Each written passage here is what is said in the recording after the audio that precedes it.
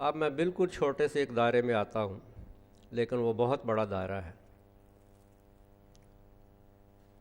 اس سارے عمل سے گزرتے ہوئے دشمنوں کی ان ساری سازشوں کی جو کامیاب تکمیل ہماری لیڈرشپ کرتی رہی ہے، اس کے نتیجے میں ہمارے عوام و خواص کا اخلاق اور سیرت و کردار اس قدر پست لیول پر جا چکے ہیں۔ یہ تو کہتے ہیں نا کہ ہماری غربت کے مقام سے نیچے اتنے فیصد جو ہیں زندگی بسر کر رہے ہیں۔ آپ کبھی افلاس کی لائن سے، اخلاق اور سیرت و کردار کی لائن سے نیچے دیکھیں کہاں تک ہماری قوم چلی گئی۔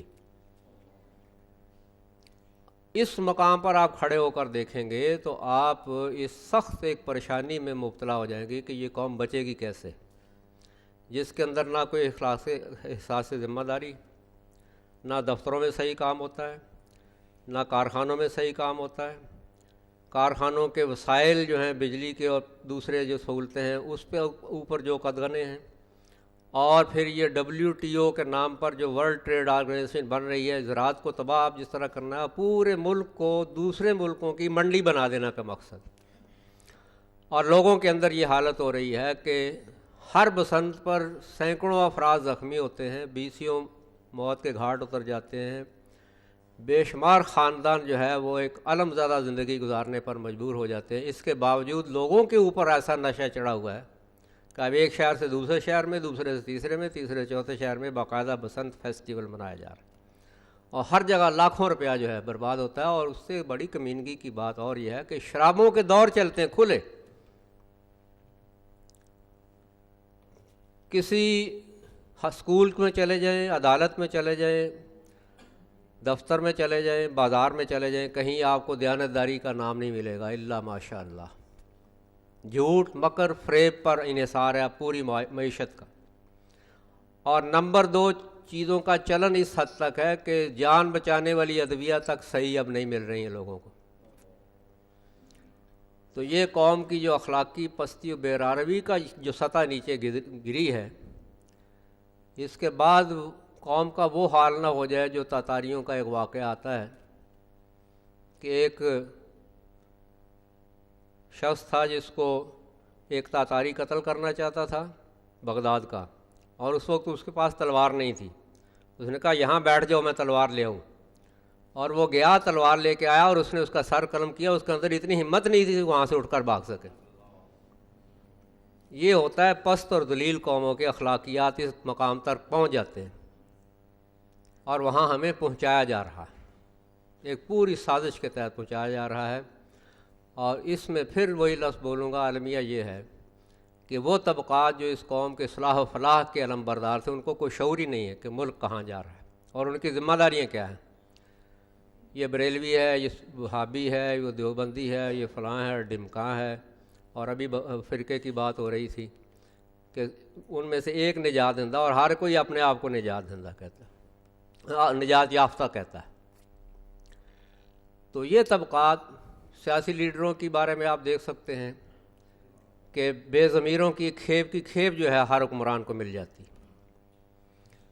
جس روز الیکشن تھا میں نے اپنے دوستوں سے کہا کہ مجھے کوئی دلچسپی نہیں ہے یہ جو الیکشن اسمبلیوں کا ہوا تھا چند سال پہلے، لیکن ایک رات پہلے میں نے اسی دوست سے کہا یار میں تو بہت سخت پریشان ہو گیا ہوں۔ کہنے لگے کیا ہوا؟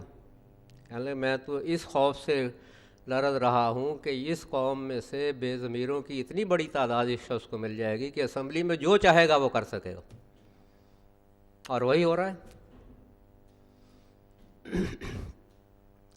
تو یہ حال، یہ صورت حال ہے، یہ حالات ہیں جن پر تبصرہ کرنے کے لیے کہا گیا۔ تبصرہ وہی ہے جو ڈاکٹر کفایت اللہ صاحب ابھی بیان کر گئے۔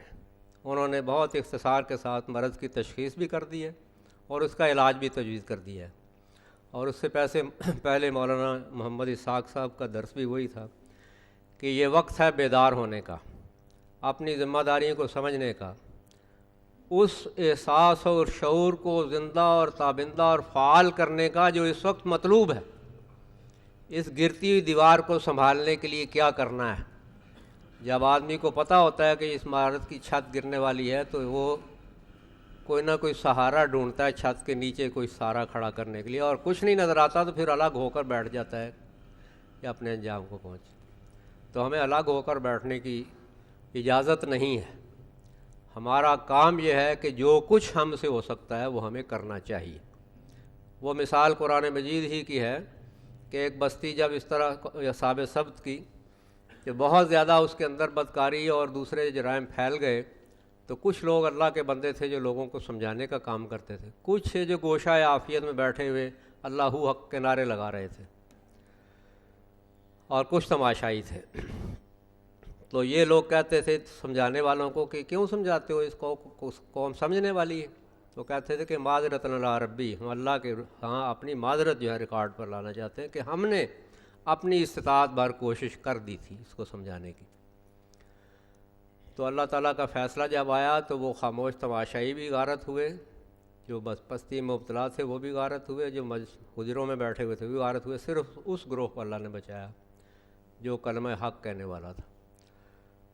تو آج ہماری ذمہ داری یہ ہے کہ ہم اس شعور کو سچ مچ اپنے اندر تازہ کریں، اس کو مت دیکھیں کہ ہماری طاقت کیا ہے، ہم بہت تھوڑے ہیں، میں ایک بندہ اکیلا کیا کر سکتا ہوں، یہ نہیں۔